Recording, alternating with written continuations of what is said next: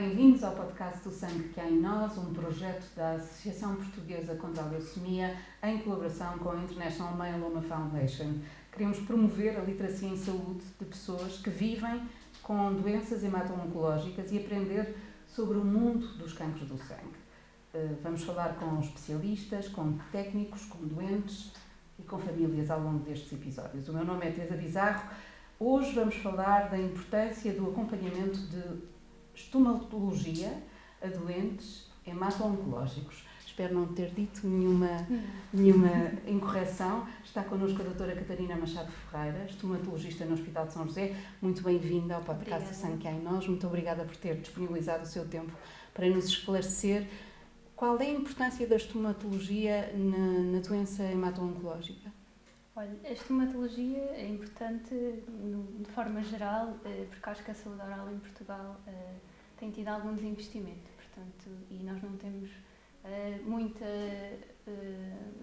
literacia pública para a saúde oral, e eu acho que as pessoas às vezes não têm noção que existe efetivamente resposta pública para problemas e patologias da saúde oral. Existe, se calhar podemos precisar disso, existe um gabinete no Hospital de São José dedicado a doentes hemato-oncológicos ou doentes oncológicos.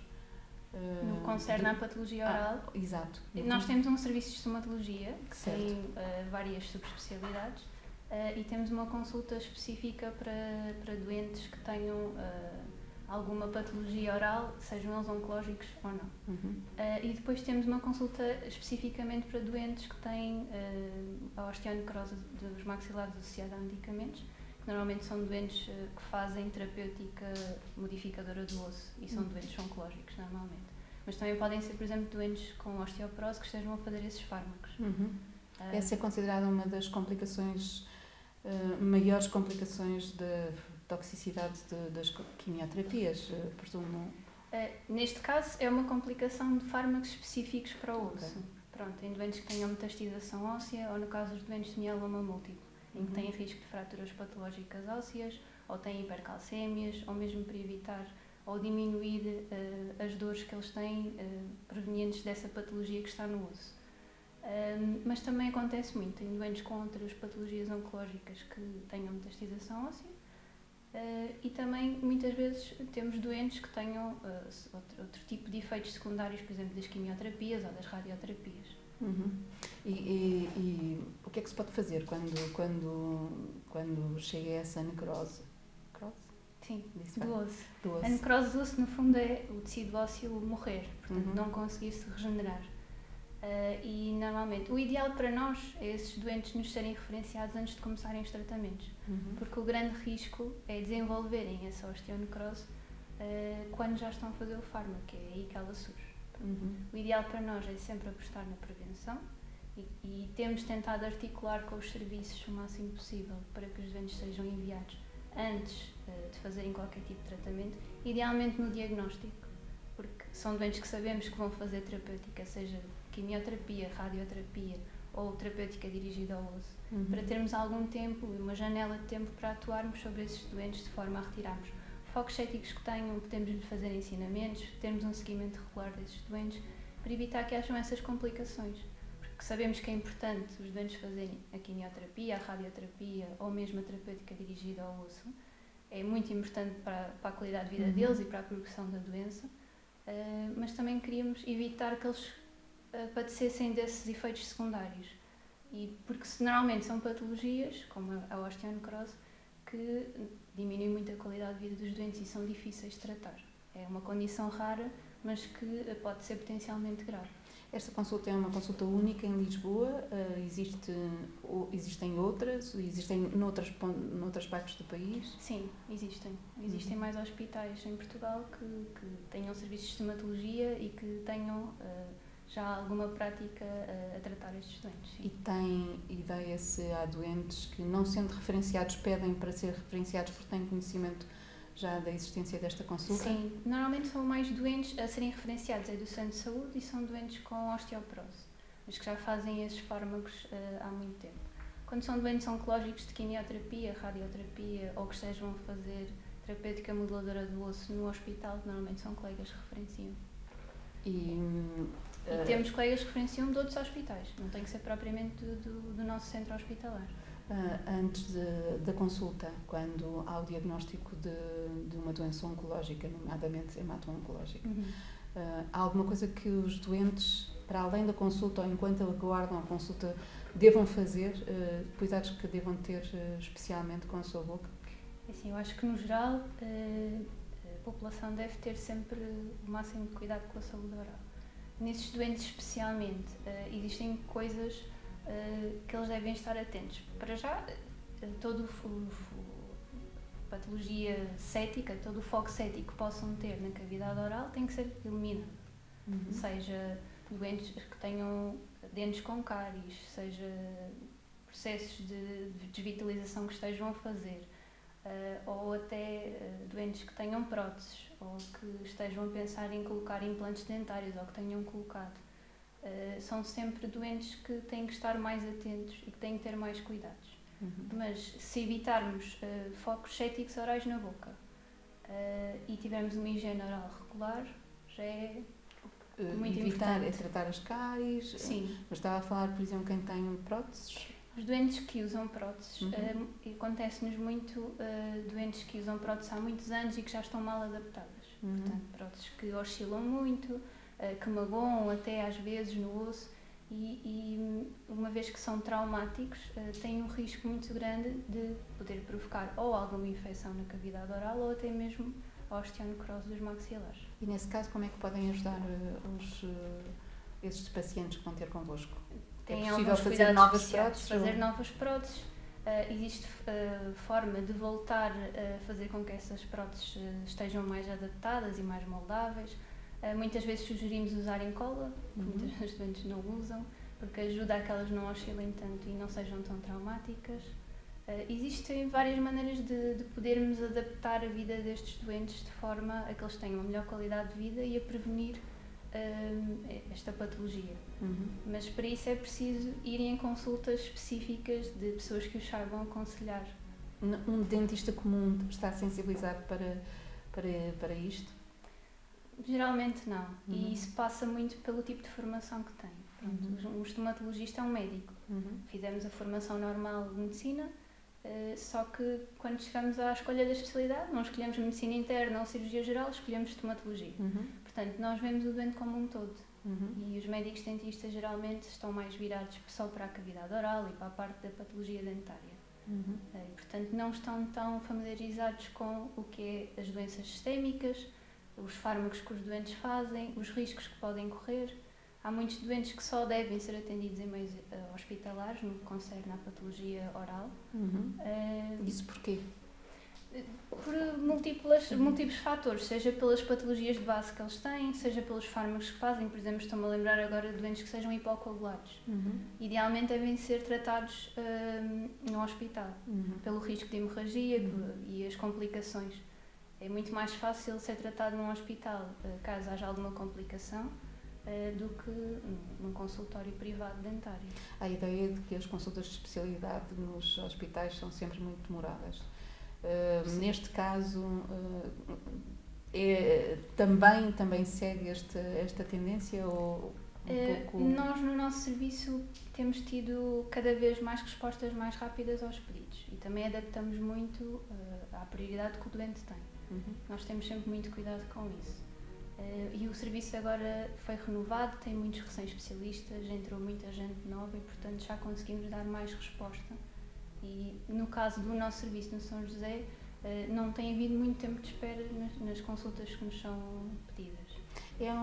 Estas patologias são transversais a todas as faixas etárias ou há as pessoas mais velhas e, portanto, já com problemas na boca normalmente estão mais propensas a desenvolver patologias relacionadas com os medicamentos?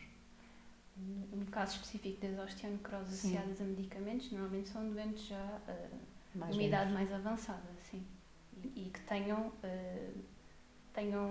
feito uso desses fármacos moduladores de osso, seja no passado, seja atualmente. Com as crianças é menos comum?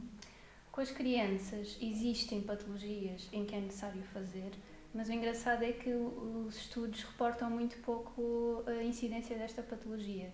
Eu acho que tem muito a ver com o facto de terem muita facilidade em fazer reparação óssea e de terem células muito mais ativas e pluripotentes que conseguem resolver por outros mecanismos estas lesões. Quais diria que devem ser os cuidados especiais que um doente oncológico deve ter em relação à sua saúde dentária? O fundamental é ter uma boa higiene oral. E saber o que é que isso significa. É isso que eu ia perguntar. Usar fio dentário, pelo menos uma vez por dia, escovar os dentes 3 vezes por dia, idealmente, escovar pelo menos 2 minutos, que raramente alguém o faz. Acho que só mesmo com um temporizador é que alguma vez conseguimos cumprir os 2 minutos, mas é importante. Saber escovar também é muito importante. A escovagem deve ser feita na transição do sulco gengival para o dente, não é só nas faces dentárias. Depois, uma coisa que também normalmente nunca ninguém sabe, mas que é importante, que as pastas devem ter uma composição de flúor entre os 1000 e os 1500 ppm, e mesmo desde a idade pediátrica. Não existem pastas de dentes para crianças, ok? As crianças, a partir do momento em que se começa a escovar os dentes... Assim, não é? Mas isso é uma coisa... É marketing, não é? Okay. Pronto, porque a nível de saúde o ideal é pastas de dentes, pode ser desde pequeninos, assim que tenham o primeiro dente é para começar a escovar. É com pasta de dentes de adulto, está bem? Que tenham entre 1000 e 1500 ppm. Que normalmente no rótulo está... Diz sempre, na diz parte sempre. de trás. E encontram-se em supermercados ou só na farmácia? Sim, não interessa também a marca, porque o que interessa é a composição. Ok. E depois, não bochechar com água no final. Deitar fora o excedente da pasta e ficar com a pasta. Para que ela atue realmente o flúor. É a mesma coisa que tomarmos banho, passarmos creme no corpo e a seguir irmos tomar banho outra vez. Acabamos por tirar o efeito do creme. Não há nada, eu acho que tudo isto é uma novidade para muita gente. Sim. Não é? Também senti isso em consulta? Sim, sempre que digo isto nas consultas as pessoas acham sempre muita piada porque não faziam ideia, por exemplo, esta parte de não bochechar com água, não faziam a mínima ideia que era usar assim. elixir? É para situações muito específicas e tem que ter compostos específicos para aquela patologia. Usar um elixir por base diariamente, não. Até porque há muitos elixirs que acabam por pigmentar os dentes ou as mucosas. Sabemos ou são irritantes, muitas vezes. Que é difícil os portugueses terem acesso a cuidados dentários no Serviço Público de Saúde. Há estas medidas de prevenção, uma boa saúde oral, mais alguma coisa que se possa fazer em casa ou de facto... É importante, se não formos regularmente ao dentista, fazermos um exame intraoral à cavidade oral. Até porque para doentes fumadores ou a partir de uma certa idade há também o risco de cancro oral, que é um cancro que quando é diagnosticado normalmente já tem um prognóstico mau. Já é sempre diagnosticado em fases já avançadas. Portanto, fazer um exame intraoral é sempre importante, com alguma regularidade, ou então ir a um dentista com regularidade para ter a certeza que não há nenhuma alteração de novo, ou ter cuidado com uma úlcera que não cicatriza, por exemplo, há mais de 3 semanas. É sempre importante irmos tendo esse cuidado em fazermos uma auto-inspeção da nossa cavidade oral. Para os doentes hemato-oncológicos a quem, por exemplo, será diagnosticada uma osteonecrose, que expectativas é que eles podem ter? É mais um solavanco na viagem deles para uma vida saudável, mas que expectativas é que podem ter? Depende muito do estado. Depende muito do doente, depende muito da terapêutica que fez, porque assim, a osteonecrose dos maxilares associada a medicamentos vai depender a sua gravidade do tipo de doente que temos, seja o fármaco que fez, seja a dose que fez, o tempo que fez o fármaco e também um bocadinho a imunocompetência do doente, não é? Como é que está o sistema imunitário dele. Infelizmente, quando nos chegam, já são em fases difíceis de tratar, que é uma patologia difícil de tratar. Cada vez mais as guidelines apontam-nos para que o tratamento seja cirúrgico, porque quanto mais stress abordarmos, doce, não é? Reposição. Não é reposição doce, é remover osso morto, osso com necrose, e fazer um bom encerramento. E esse é o grande problema, porque estes doentes, o que eles têm é um compromisso da reparação óssea, e portanto, se nós lhe tiramos o osso, eles muito dificilmente voltam a ter novo osso ou regenerar esse osso. E por isso é que, quando temos que abordar cirurgicamente, condiciona-lhes um bocadinho a vida e diminui-lhes a qualidade de vida. Pode ser prevenido? Deve ser prevenido. Deve ser prevenido. Se há uma coisa que eu quero que fique aqui, que saia daqui bem assente, é apostar na prevenção. Não chegar a essa fase. Sim. E porquê é que ainda a maior parte dos casos que vos chegam são já numa fase em que é difícil ultrapassar? Eu acho que é um bocadinho, às vezes, por desconhecimento da consulta, ou um bocadinho de desconhecimento de que esta patologia, embora seja rara, cada vez tem tido uma incidência maior, porque é uma patologia recente, não existia há uns 20, 30 anos atrás. E, portanto, ainda é todo um processo de aprendizagem e de sensibilização. Mesmo entre nós, pares, não é? Muitas vezes temos dificuldade em articular com os serviços. E eu percebo, os colegas também estão assoberbados de trabalho e estes doentes implicam uma mobilização muito grande de vários recursos e às vezes não se lembram que é importante também ir à estomatologia para ver como é que está a cavidade oral, se há tratamentos a fazer antes de começar a quimioterapia, a radioterapia ou os fármacos moduladores de osso.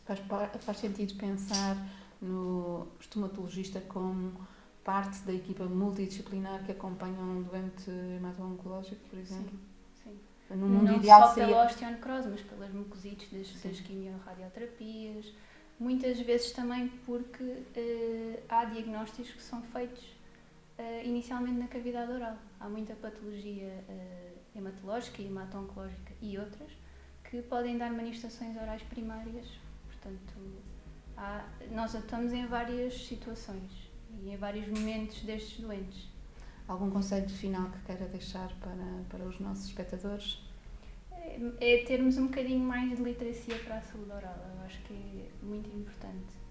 E termos sempre um acompanhamento. Estes doentes é muito importante a prevenção, serem vistos com frequência em consulta. Pedirem para ser vistos também. Sim. Se estão a ser acompanhados. Pedirem para ser vistos, sim. E estarem atentos se houver alguma alteração na cavidade oral.